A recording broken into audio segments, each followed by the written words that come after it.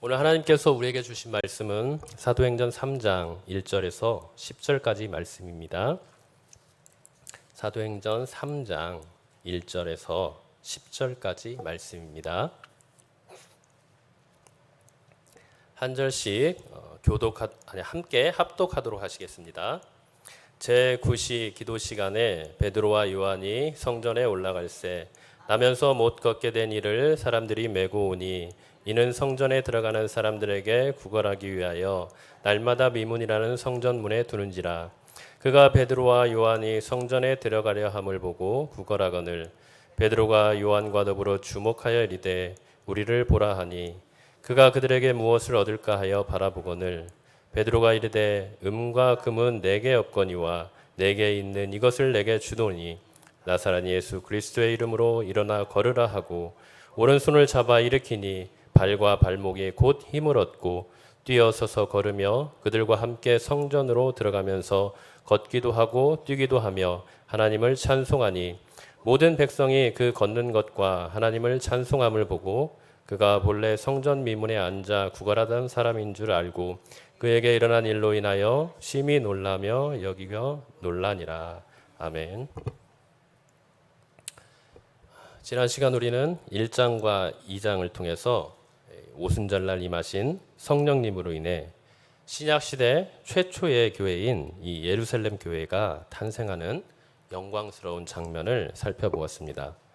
성령께서 약속대로 이 땅에 오셔서 자신의 남종과 여종에게 물 붓듯 기름 부어주시고 자신으로 충만케 하셔서 그들을 통해 놀라운 예수 그리스도의 복음을 선포케 하셨죠. 이때 성령님은 특히 베드로 사도를 통해서 그 복음의 실체를 분명하게 밝혀주셨습니다. 그 핵심이 무엇이었습니까? 그것은 바로 우리를 위해 십자가에서 죽으시고 부활하시고 승천하신 예수께서 우리의 참 주와 그리스도가 되셨다는 것이었습니다. 그리하여 이제 왕으로 높아지신 그 주님께서 하늘과 온 세상의 왕으로 자신의 절대 주권과 은혜를 가지고 이 세상을 통치하신다는 것이었죠. 그런 베드로의 확실한 복음 설교에 수많은 사람들은 죄로 인해 강팍하고 무디고 또 어두운 마음들이 깨어지고 녹아져서 자신의 죄인됨을 깊이 깨닫고 회개하여 세례를 받고 죽게 돌아오는 놀라운 생명의 역사가 일어났습니다. 이렇게 하여 복음으로 인해 죽게 돌아온 자들이 몇 명이나 되었죠? 3,000명이나 되었습니다. 정말 놀라운 역사가 아닐 수 없죠. 신약교회는 이렇게 탄생하게 되었습니다. 성령께서 예수 그리스도의 복음이 분명히 선포되게 하시고 또 그 선포되는 진리의 복음 가운데 강력하게 역사하셔서 그 무엇도 뚫고 들어갈 수 없는 죄로 굳어질 대로 굳어져 버린 그들의 강팍하고 무딘 심령을 이제 산산조각 내시고 갈아 엎어버리신 것입니다. 호세아서에 보면 너희의 묵은 땅을 기경하라 이렇게 나옵니다.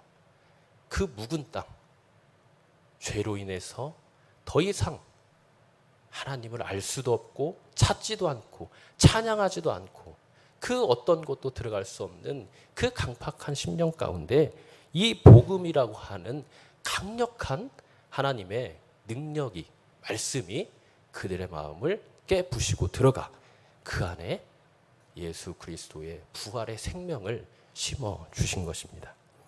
이렇게 성령의 강한 역사 가운데 탄생한 신약의 그 초대교회는 성령님의 능력과 또 진리의 말씀인 그 복음의 기초 위에 단단히 서 있었기 때문에 감히 세상 사람들은 이해할 수도 없고 따라할 수조차도 없는, 그래서 세상 사람들마저 부러워하고 칭찬할 수밖에 없는 엄청난 공동체를 이루게 되었습니다. 그야말로 세상이 도저히 감당할 수 없는, 세상에서 지금까지 도저히 보지도 못한 새롭고 신비로운 그런 공동체가 탄생하게 된 것입니다. 여러분, 이게 바로 교회입니다. 지금은 우리 교회들이 세상 사람들의 지탄과 비난을 많이 받으며 세상으로부터 신뢰와 기대를 잃어버린 안타까운 상황 가운데 있지만, 원래 교회의 본질과 영광은 이런 성령의 충만함과 복음의 역사 가운데 하나님의 성품과 하나님의 나라가 어떠한 곳인가를 보여주는 놀랍고 영광스러운 곳이 바로 이 땅의 우리의 교회인 것입니다.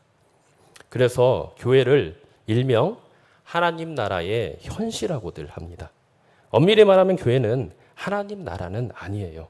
그렇지만 이미 예수 그리스도를 믿어 하나님 나라의 백성들이 성령 하나님과 복음의 말씀으로 다스림을 받아 하나님의 성품과 그분의 통치를 깨우쳐 보여주기 때문에 하나님 나라의 현실이라고 하는 것입니다.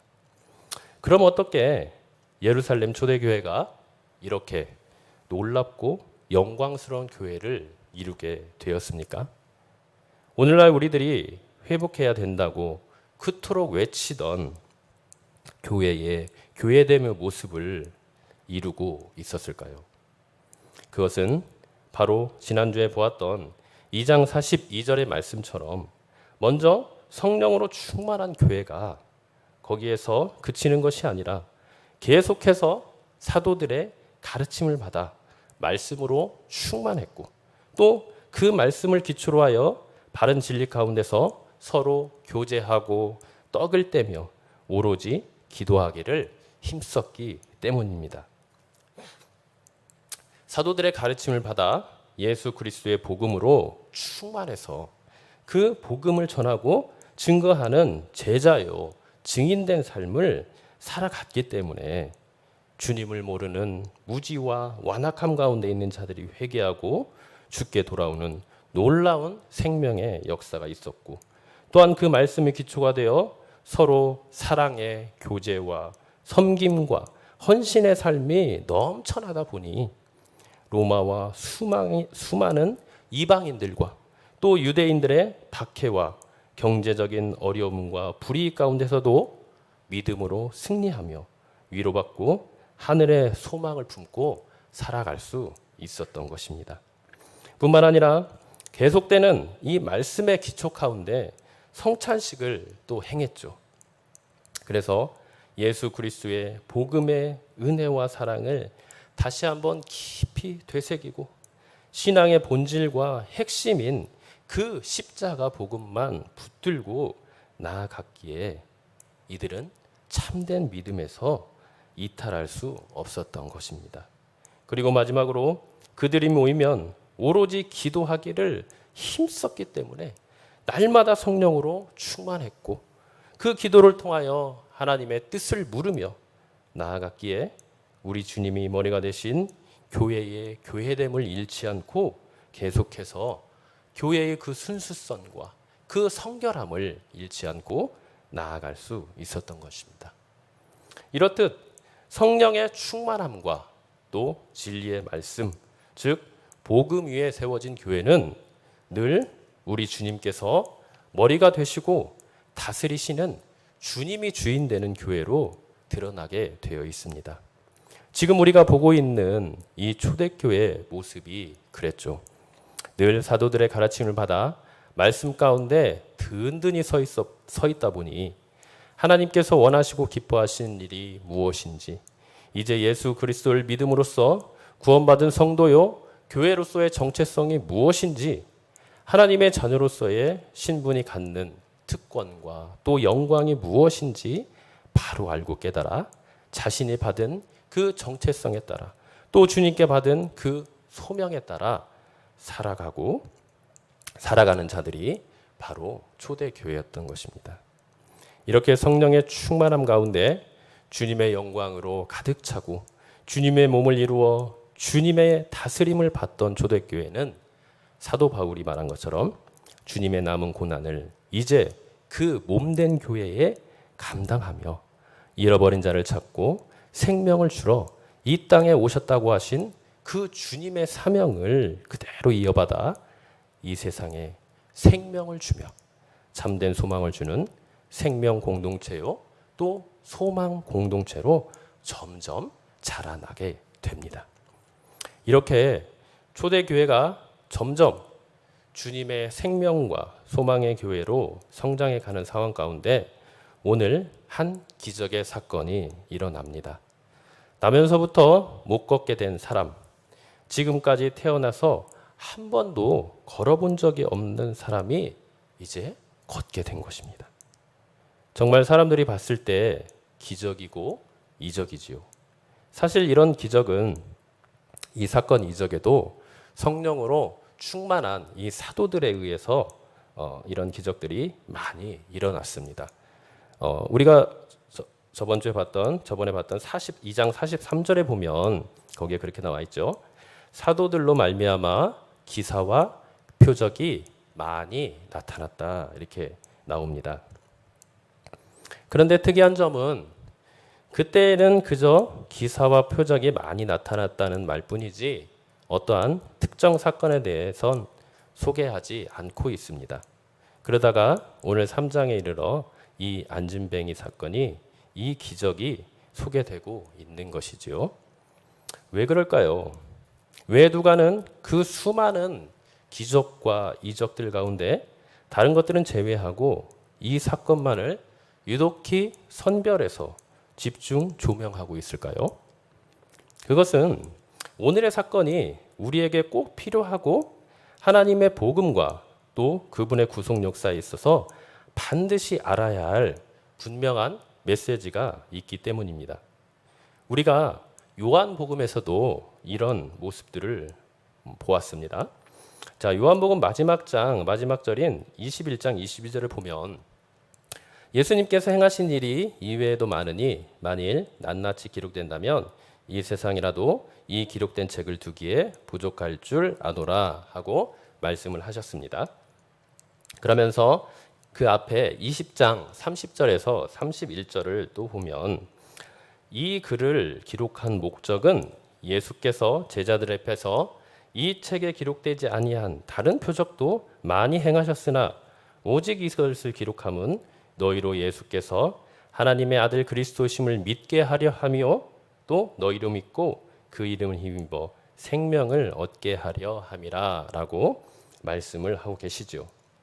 그러니까 이 말은 하나님께서 성경의 저자들을 통해 성경을 기록하게 하신 기적과 표적들은 모두 의미 있고 하나님의 존재와 또 성품을 나타내는 일이지만 특별히 하나님께서 복음을 통해 예수님께서 우리를 구원하시기 위해 이 땅에 오신 하나님의 아들 그리스도이신 것과 또 그분을 믿고 그 이름을 힘입어 생명을 얻게 하기 위한 목적을 위해서 하나님께서 특별히 사용하신 기적과 표적이 있다는 것입니다.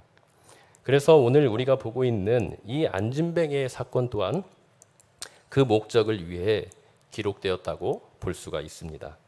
예수님이 어떠한 분이신지와 또 그분 안에만 생명과 소망이 있고 온전한 구원이 있다는 것을 드러내기 위한 목적으로 기록되었다는 것이지요.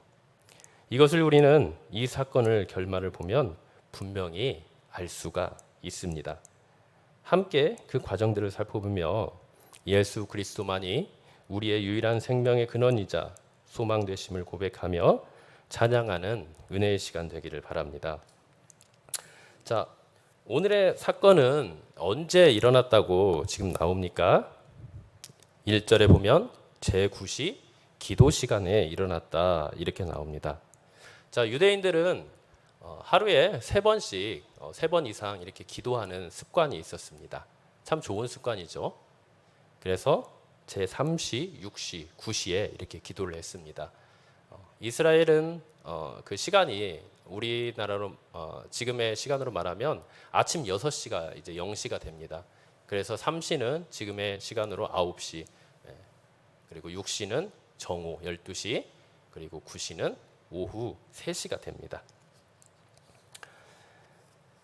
그래서 이렇게 이 9시 기도 시간에 베드로와 요한이 이제 기도를 하기 위해서 이제 성전으로 올라가고 있습니다. 그런데 베드로와 요한도 이 이스라엘이 지켰던, 유대인들이 지켰던 이 기도의 좋은 전통을 지금 이어나가고 있죠. 이런 모습들은 굉장히 바른 모습이라고 할 수 있습니다. 더군다나 지금은 이제 구약에서 신약으로 넘어가는 이제 과도기에 있기 때문에 이런 구약의 좋은 전통들이 사실 이런 과도기에 많이 드러나고 있는 것을 볼 수 있습니다. 자, 이렇게 해서 이제 베드로와 요한이 굿이 기도 시간에 성전으로 이제 올라갑니다. 자, 성전으로 이렇게 올라가면서 지금 누구를 만나게 됩니까? 이제 2절에 보면 나면서 못 걷게 된 이라는 사람을 이제 만나게 됩니다. 그러니까 이 사람은 태어나면서부터 어떤 사람이었습니까? 선천적으로 장애를 가지고 태어났습니다. 그리고 지금까지 구걸하며 사는 걸 보면 아직까지도 치료받지 못한 상태였음을 우리가 보게 됩니다. 사복음서에도 이런 중풍병자가 나오죠. 그래서 친구들이 그 중풍병자를 데리고 온 모습을 볼 수 있는데 이때 당시에는 이런 병들이 꽤 많았다고 이 성경에 나와 있는 것을 우리가 볼 수가 있습니다. 자, 4장 22절에서는요. 이 사람이 나이가 또 나옵니다. 어떻게 나오냐면 바로 40여 세나 되었다고 나옵니다. 그러니까 이 사람은 지금 태어날 때부터 일어서지 못하고 계속해서 이런 장애와 불구의 몸을 가지고 거의 40년 동안을 이렇게 힘든 고통과 아픔 가운데 살고 있었던 것입니다. 언제부터인지 모르지만 그래도 어떻습니까? 이제 밥벌이는 해야죠. 그래서 많은 사람들의 도움에 의지해 구걸하며 이제 살기 위해 이 성전 미문이라는 곳에 이제 사람들이 거기에 딱 두고 가는 것입니다. 저는 이 상황들을 보면서 한번 이 사람의 삶과 상태를 깊이 생각해보고 과연 이 사람의 심정이 어떨까?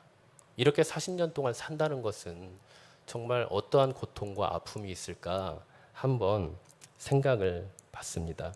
헤아려 본 거죠. 그런데 감히 제가 어떻게 그 아픔과 상처를 헤아릴 수 있겠습니까? 그저 그냥 상상만 할 뿐이죠. 그렇지만 제가 지금까지 살아오면서 이런 분들을 간혹 만나서 나누고 교제한 바로는 그 아픔과 상처는 이루 말할 수 없다는 것입니다. 그래도 지금은 장애인에 대한 우리나라의 의식 수준이 높아져서 많이 나아졌지만 이 제가 어릴 때만 하더라도 이런 분들은 정말 사람 취급도 못 받을 때가 많이 있었습니다. 여러 가지 세상적인 조롱과 비난의 말을 매일같이 듣고 살았습니다. 그러니 마음의 아픔과 상처의 응아리가 얼마나 컸겠습니까? 그뿐 아니라 이분들은 치료를 위해 자기가 가진 모든 돈과 에너지를 다 써버린 경우도 많았습니다. 그래서 경제적으로도 매우 힘들었고 무엇보다도 힘든 건 이제는 치료의 어떠한 소망도 기대할 수 없다는 그런 절망과 좌절감이었습니다. 그래서 제가 살던 그 시골 동네에도 이런 분이 한 분 계셨는데 그분이 너무 많은 고난과 고통을 겪다 보니 결국에는 그 아픔과 고통을 이기지 못하고 가출하고 또 실종되는 참으로 안타까운 상황도 지켜봤었습니다. 그런데 사실 이런 모습은 이 사람만의 일이 아닙니다. 죄와 사망의 운명을 가지고 태어난 우리 모든 사람들의 모습이라고 할 수가 있습니다. 하나님께서 왜 누가를 통해 이런 장애인의 삶을 지금 소개하고 있을까요? 그것은 단순히 이런 장애인을 하나님께서 치유해 주셨다. 그러니 너희도 치유를 위해 열심히 기도하고 또 기도해라. 이것을 우리에게 가르쳐 주기 위한 것이 아닙니다. 물론 복음에는 우리의 연약함이 치유되는 치유와 회복의 내용도 분명히 들어 있습니다. 그러나 그것은 본질이 아니라고 할 수 있습니다. 그럼 무엇이 본질이고 이 장애인을 통해 하나님은 무엇을 말씀하고 계실까요? 2절을 보면 이 사람은 나면서부터 못 걷게 된 사람이라고 이렇게 나옵니다. 표면적으로는 이 사람의 육신적인 장애를 말하고 있죠. 그러나 여기에는 이것뿐만 아니라 우리의 영적인 장애와 불구까지도 다 포함되어 있다고 해야 될 것입니다. 우리는 나면서부터 아담의 죄로부터 원죄를 물려받았고 그로 인해 육적인 죽음뿐만 아니라 하나님과 영원히 함께할 수 없고 하나님의 진노와 저주 가운데 그분의 영원한 형벌을 받아야만 하는 영적인 죽음까지 가지고 태어난 가장 불쌍하고 비참한 자들이라는 것입니다. 지금 안진뱅이와 같이 태어나면서부터 사람의 힘과 노력과 돈으로는 절대 치유되거나 회복될 수 없는 그런 영적인 죄와 죽음의 운명을 가지고 태어났다는 것입니다. 그래서 날마다 세상적인 것에 도움을 받아, 즉 세상의 철학과 사상과 종교와 나의 선행과 공로를 통해 그러한 운명에서 벗어나기 위해 날마다 세상에 구걸하는 인생과 같다는 것입니다. 이것이 하나님 없이 복음 없이 살아가는 비참한 인생이고 운명이라는 것을 지금 보여주는 것이 바로 이 안진뱅이 사건인 것입니다. 심지어는 참 생명이신 예수님이 아니라 그저 허울뿐이고 형식적인 종교의 힘을 빌어 그 참담한 상황과 운명에서 벗어나려고 하는 자들이 우리라는 것을 보여주고 있는 것입니다. 그것이 어디에 나옵니까? 바로 2절 마지막에 보면, 자, 지금 이 나면서부터 못 걷게 된 이 안진뱅이를 사람들이 어디에 두고 갑니까? 바로 성전 문, 바로 이 미문이라는 곳에 놓고 가는 것을 우리가 볼 수가 있습니다. 자, 성전 문, 미문, 이것을 좀 더 한번 자세히 한번 보기 위해서 제가 한번 지도를 한번 보여드리겠는데요. 예전에 한번 목사님께서 한번 보여주신 게 있습니다. 자, 지금 맨 그 하얗게 테두리로 돼 있는 게 바로 이게 헤롯 성전의 모습입니다. 제 3성전이라고 하죠.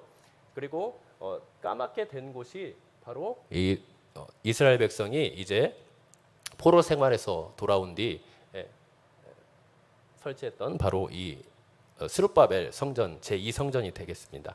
그래서 이 성전의 문을 보면 지금 10개가 있습니다. 그래서 맨 위에서부터 보면 양문, 어문, 옛문 이렇게 쭉 있죠. 근데 그 중에 오늘 본문에 나오는 이 미문은 어디가 미문이냐? 바로 그 맨 오른쪽에 가운데쯤 보면 동문이라고 있을 거예요. 동문이라고 보이죠? 네, 그 문이 바로 이 미문이 되겠습니다. 자, 그 다음이요. 네, 그래서 이게 지금 실제는 아니고요. 이 성전이 예전에 이런 모습이었다는 것을 복원해 놓은 상상도입니다. 어떻게 보면. 그러나 어느 정도 이게 근거를 바탕으로 했기 때문에 위치적으로나 그런 곳은 거의 맞다고 볼 수 있어요. 그러나 실제적인 모습은 아니기 때문에 이게 정확하다고는 할 수가 없어요. 하지만 이스라엘 그 고고학자들이나 그런 역사가들에 의해서 이 복원을 해놓은 게 이게 지금 성전인데요. 자, 지금 보면은 이렇게 쭉 가운데 이렇게 우뚝 솟아나 있는 게 있죠. 그게 이제 성전이에요. 그래서 거기에 이제 성소와 지성소가 있고요. 또 그 앞쪽에 그 마당이 하나 있고 또 그 앞쪽에 또 약간 큰 마당이 있죠. 그리고 그 바깥으로 또 더 큰 마당이 있죠. 그래서 이 이스라엘 백성들이 이 성전에 가서 제사를 드리기 위해서는 그 신분별로 이렇게 구분이 되었습니다. 그래서 맨 가에 있는 큰 마당을 여기는 이제 이방인의 뜰이라고 해요. 그래서 이방인들이 들어갈 수 있고요. 그 다음에 자, 맨 오른쪽, 맨 오른쪽에 보면 문이 하나 있죠. 약간 좀 튀어나온 문. 이쪽 말고 저쪽 문. 그곳이 바로 오늘 말하는 이 미문이 되겠습니다. 미문. 그래서 그 미문은 어떤 문이냐면은 굉장히 화려했어요. 이제 고린도에서 나는 대리석과 또 그곳에 나온 금과 은으로 입혀서 일단 굉장히 화려했고요. 또 크기도 가장 컸다고 합니다. 그러니까 굉장히 웅장했겠죠. 그럴 뿐만 아니라 많은 사람들이 그쪽으로 왔다 갔다 한 거예요. 그러니까 밖에서 있는 이방인의 뜰에서 그 안에 있는 여인들의 뜰까지, 그리고 성전에서 제사의 직무를 담당했던 그 제사장들도 바로 이 동물을 이용해서 왔다 갔다고 합니다. 그래서 사람들의 왕래가 가장 많았던 문이 이 미문이었습니다. 그리고 가장 웅장하고 화려한 문이 바로 이 미문이었던 거죠. 그런데 사람들이 지금 이 안전뱅이를 어디에 놓고 갑니까? 그 다음 하나 넘겨주세요. 그래서 지금 미문이라고 여겨지는 곳에 저희 사진인데요. 굉장히 크고 웅장하죠. 그러나 중간에 있는 두 개의 문은 지금 막혔습니다. 예전에 이슬람 세력들이 이스라엘을 침공했을 때 거기를 다 막아버렸어요. 그래서 지금은 이렇게 막혀 있는 것을 볼 수가 있습니다. 자, 그래서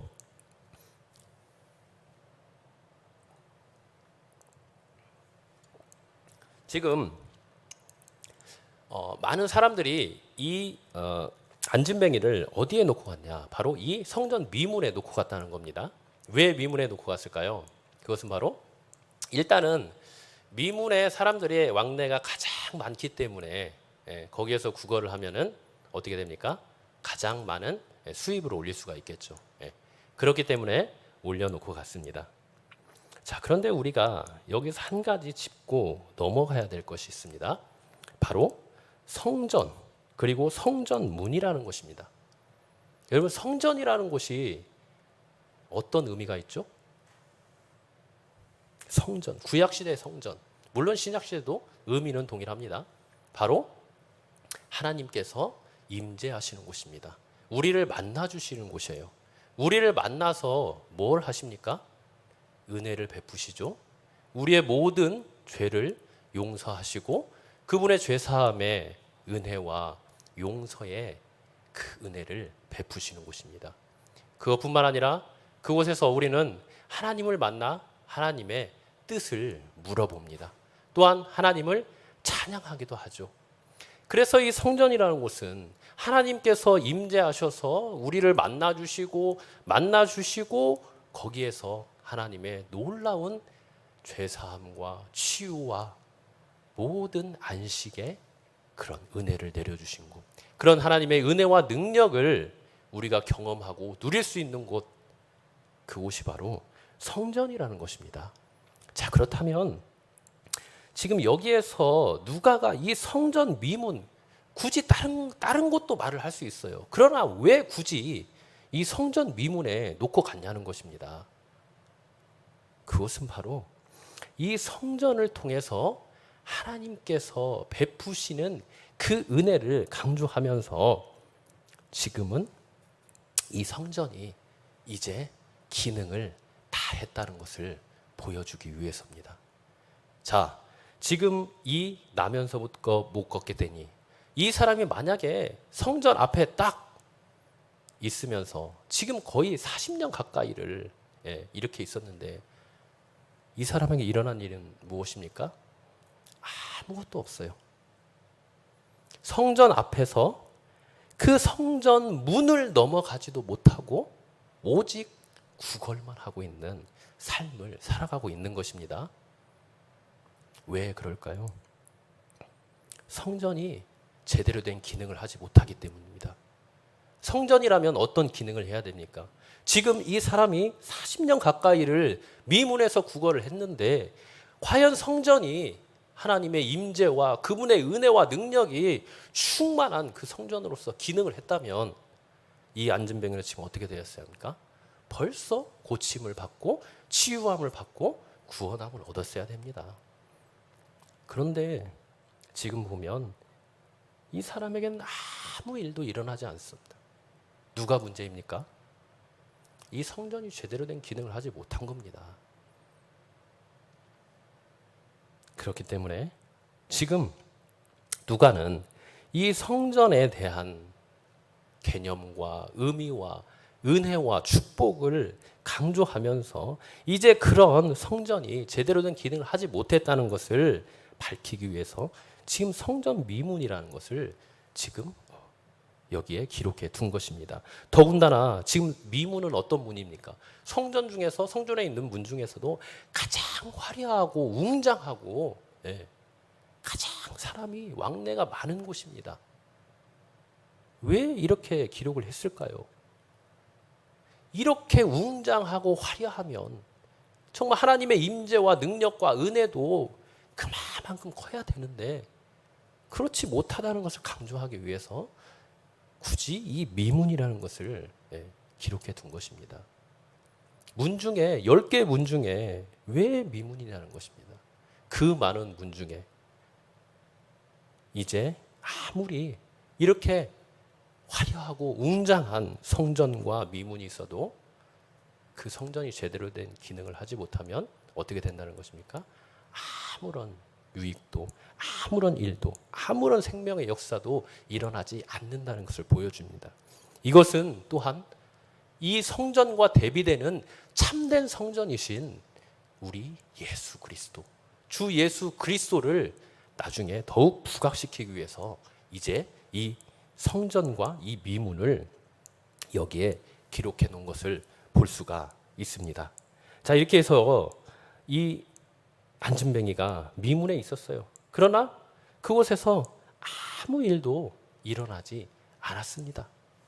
이것은 바로 이 이스라엘 유대인이 가지고 있던 이 유대교에서의 이 성전과 제사와 하나님의 임재, 이런 유대교라는 이 종교가 단순히 그저 형식과 그저 율법주의만 남아버리는 그런 아무 생명도 능력도 없는 그런 종교가 되어버렸다는 것입니다.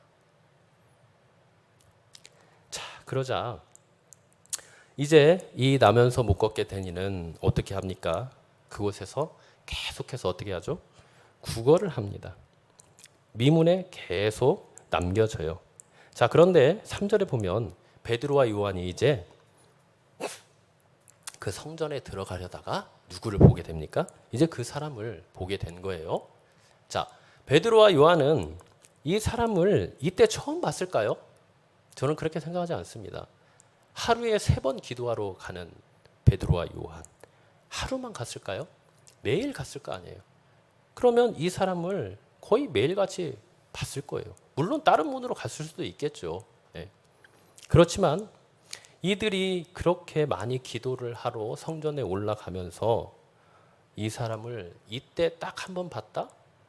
그거는 상식적으로 생각해도 말이 안 되죠.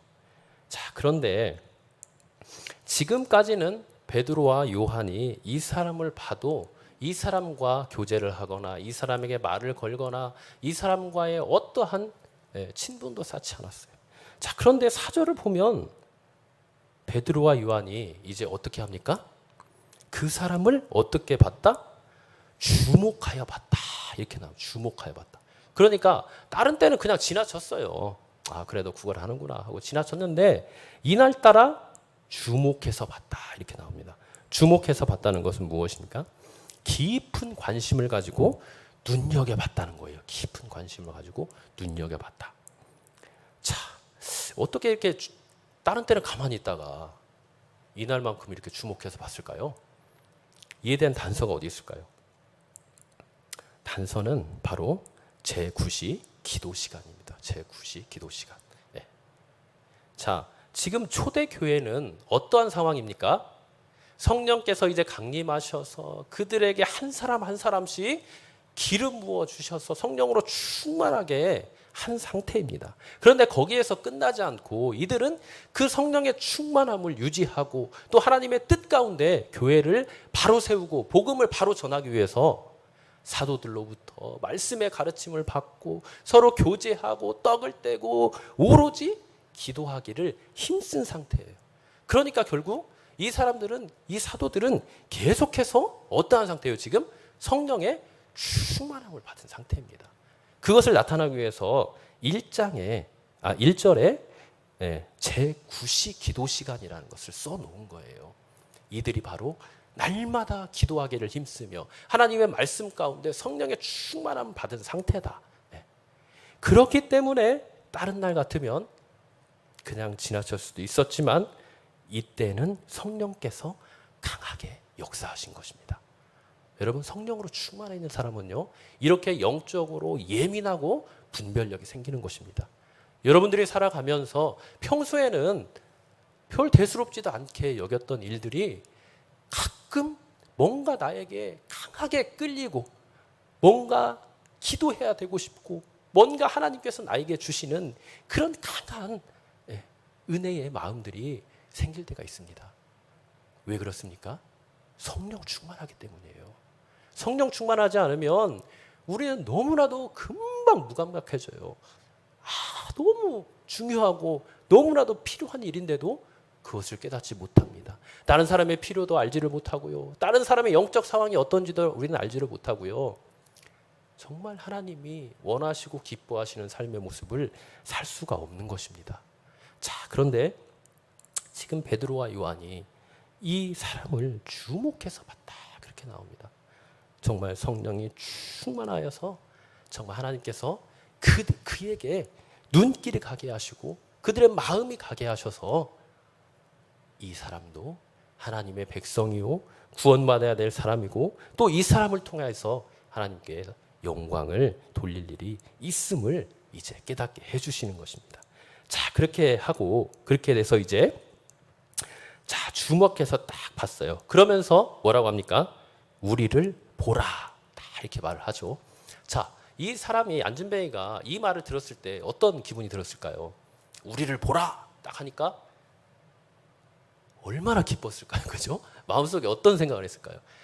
아니 이 사람들이 도대체 나에게 얼마를 주려고 다른 사람들은 10원 주고 100원 주고 500원 주는데 이 사람은 도대체 얼마를 주려고 나에게 우리를 보라고 한 사람도 아니고 두 사람에게 이렇게 말을 할까? 속으로 굉장한 기대와 소망을 가지고 말을 생각을 했을 것입니다. 그래서 5절에 보면 뭐라고 나옵니까? 그가 그들에게서 무엇을 얻을까 하며 어떻게 했다? 바라보았다. 여러분, 우리도 그렇죠. 지하철이나 그런 데서 이제 구걸하시는 분들을 보면 거의 대부분은 머리를 이렇게 숙이고 사람을 안 쳐다봅니다. 근데 이분도 그랬던 것 같아요. 그런데 딱 우리를 보라고 하니까 갑자기 기대 심리가 작동해서 딱 어떻게 합니까? 무엇을 얻을까 하며 딱 바라보았다. 이렇게 하는 것입니다. 지금 바라보면서 이 안진뱅이는 어떤 기대를 하고 있습니까? 여전히 세상적인 것을 바라고 있습니다. 이 40년 동안 이 고난과 고통 속에서 지금 이 안진뱅이는요, 그가 병을 고친다던가 고침을 받는다든가 회복된다든가 치유된다는 것은요, 생각도 못했을 것입니다. 지금까지도 이렇게 살아왔는데 이제 와서 그리고 이 사람들이 무슨 능력이 있어서 나를 고쳐? 그런 생각은 아예 하지도 않았을 겁니다. 완전히 자포자기하고 완전히 소망을 잃은 이 사람에게 지금 베드로와 요한이 하는 말은 그저 자기가 원하고 바라던 그냥 세상이 주는 그런 금과 은이었을 것입니다. 그런데 6절에 보니 베드로가 뭐라고 합니까? 그의 기대와 소망과는 전혀 맞지 않는 뭘 준다고 합니까?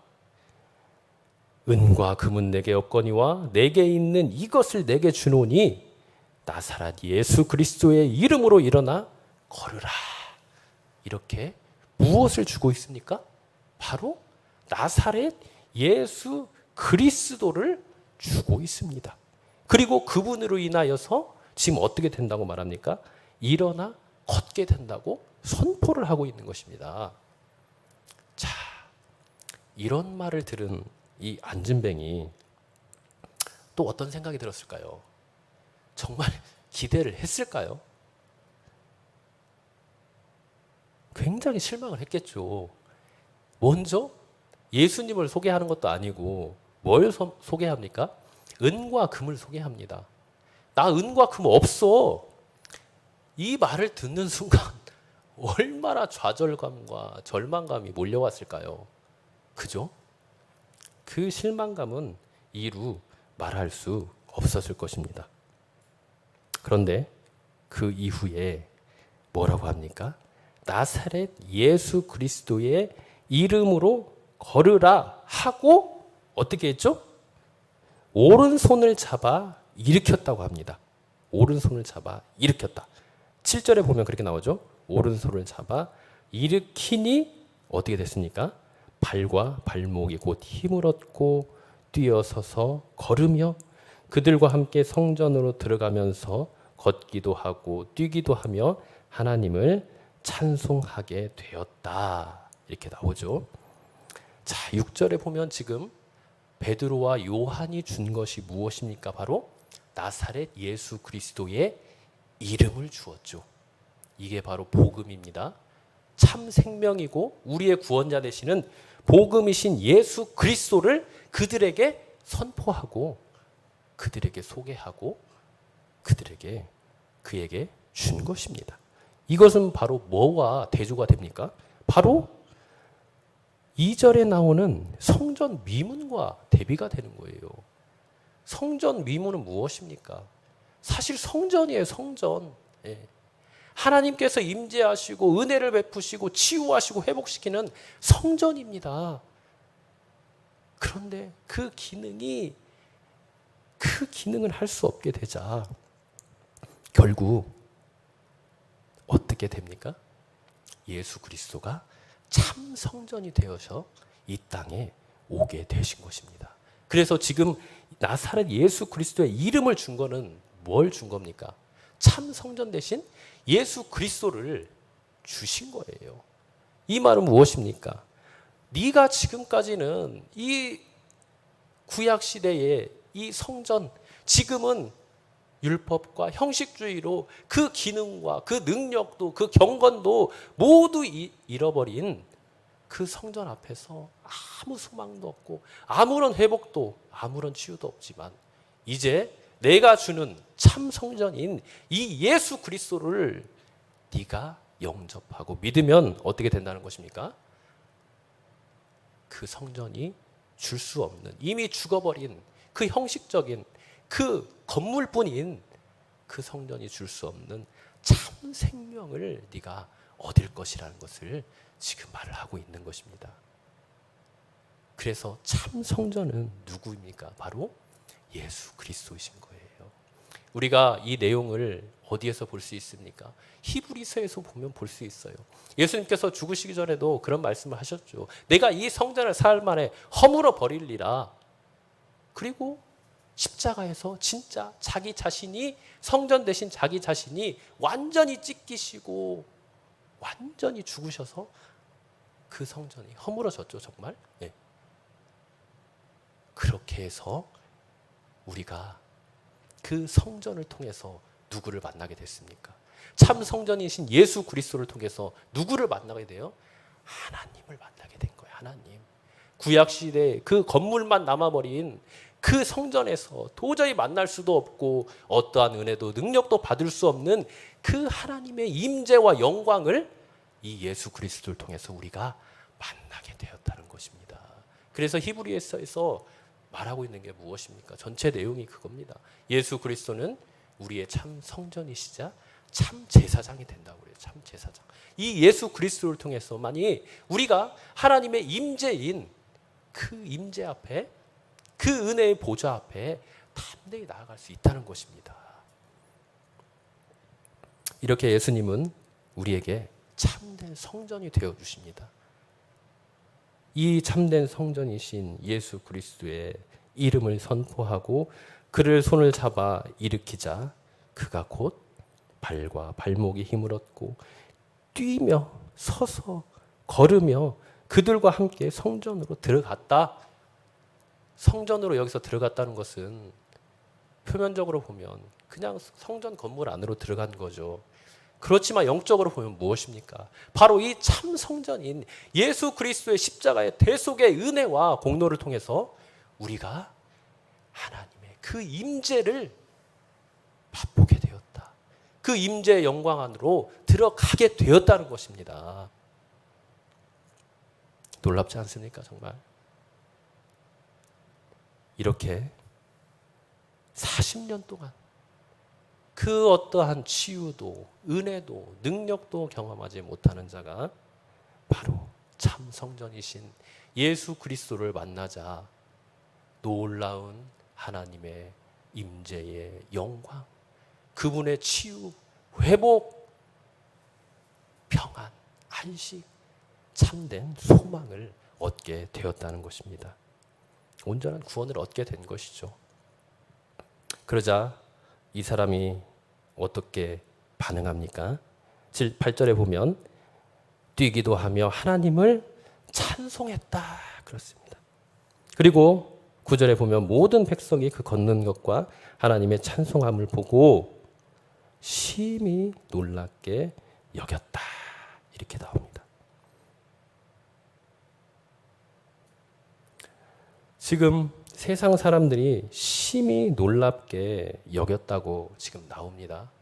물론 이 세상 사람들은 지금 이 안진뱅이 40년 동안 걷지 못한 사람이 일어났으니 얼마나 놀랐겠습니까? 그죠? 예.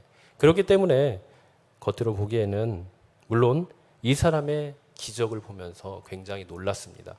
그러나 이 안에는 또 어떤 의미가 담겨 있느냐? 이 40년 동안 아무것도 할 수 없는 이 사람이 정말 예수 그리스도의 그 이름으로 일어났다는 것을 보면서 그 예수님께서 참된 그리스도이시고 또 생명을 주는 자임을 깨닫게 된 것을 우리가 보게 되는 것입니다. 우리가 초두에서 봤듯이 하나님께서 이러한 기적과 이적들, 수많은 기적과 이적들 가운데 유난히 하나님께서 성경의 저자들을 위하여서 기록한 목적이 있다고 그랬죠. 그게 무엇입니까? 바로 예수께서 그리스도이신 것과 그가 생명을 주시는 자임을 너희가 알게 하려 함이라. 이 하나님의 말씀이 여기에서도 놀랍게 성취가 된 것이죠. 이것이 바로 복음의 능력입니다. 예수 이름 안에 담겨 있는 놀라운 하나님의 은혜이고 사랑일 줄 믿습니다. 우리가 지금 코로나로 인하여 또 여러 가지 이유로 인하여서 힘들고 어려운 상황 가운데 있습니다. 이런 가운데 사람들은 너나 나나 할 거 없이 못 살겠다, 죽겠다, 어떻게 해야 되나 참으로 힘들고 어렵고 절망과 아픔 가운데 살아가죠. 그건 그리스도인들도 마찬가지입니다. 그러나 우리에게 있어서 소망이 되고 참된 위로와 기쁨이 될 수 있는 이유는 무엇입니까? 바로 이 안진뱅이가 자기가 해결할 수 없는 그 어떤 것을 바로 예수 그리스도의 이름으로 모두 이룬 것처럼 우리에게도 오직 예수 그리스도만이 참된 소망이 될 줄 믿습니다.